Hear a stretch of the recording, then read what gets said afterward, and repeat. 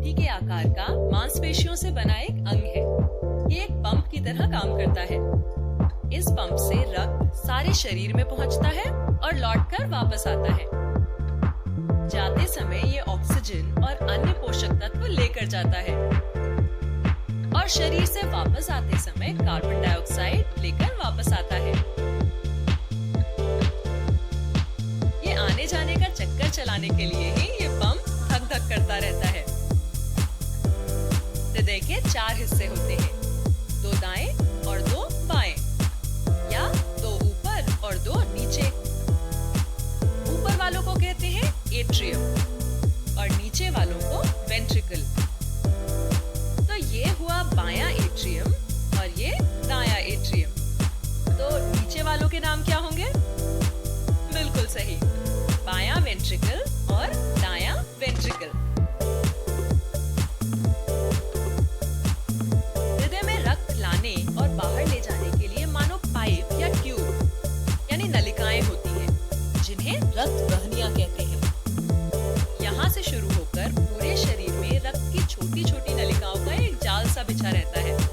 क्या तुम अंदाजा लगा सकते हो कि अगर इन सारी नलिकाओं को जोड़ दो तो कुल लंबाई कितनी होगी? 1,00,000 किलोमीटर के करीब, यानी मुंबई से दिल्ली और वापस के 50 चक्करों के बराबर। यहाँ जो नीले ट्यूब दिखाए गए हैं वो बताते हैं कि इनमें अशुद्ध रक्त है। अशुद्ध का मतलब इसमें ऑक्सीजन कम है। और शरीर के ऊपरी हिस्से यानी सर और भुजाओं से रक्त यहाँ ऊपरी ट्यूब पर आता है और पेट, पांव इत्यादि निचले अंगों से इस निचली ट्यूब में आता है। दोनों मिलकर इस दाएं एट्रियम में कम ऑक्सीजन वाला रक्त छोड़ते हैं। इस एट्रियम का सिर्फ नीचे की तरफ यानी सिर्फ एक तरफा खुलने वाला एक वॉल्व है।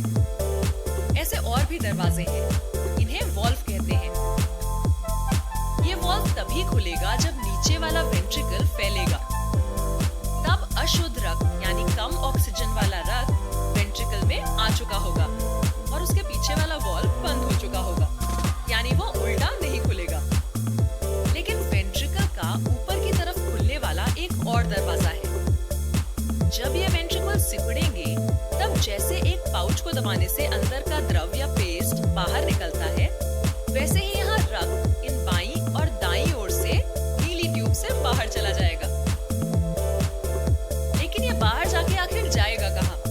बाकी शरीर में नहीं, बल्कि फेफड़ों में। एक नीली नलिका दाएं फेफड़े में रक्त ले जाएगी और दूसरी बाएं फेफड़े में। फेफड़ों में छोटी छोटी नलिकाएं होती हैं, जहाँ इस अशुद्ध रक्त की मुलाकात ऑक्सीजन से भरपूर हवा से होगी। ये वो हवा है जो हम जब सांस लेते हैं तब अंदर आती है। अब ये रक्त लाल हो जाएगा क्योंकि अब इसमें ऑक्सीजन आ चुका है।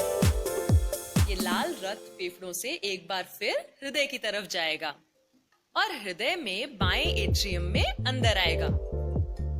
यहाँ पर भी एक तरफा खुलने वाला एक वॉल्व है।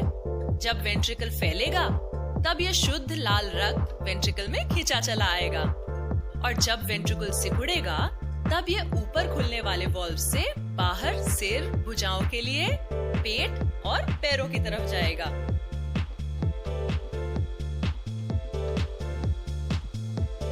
हृदय का सिकुड़ना और सामान्य हो जाना एक धक धक यानी एक धड़कन बनाता है और ये धक धक चलती रहती है।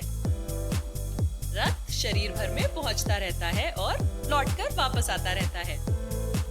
फेफड़ों में जाता है, शुद्ध होता है और फिर चल पड़ता है शरीर भर में ऑक्सीजन और पोषक तत्व पहुंचाने के लिए।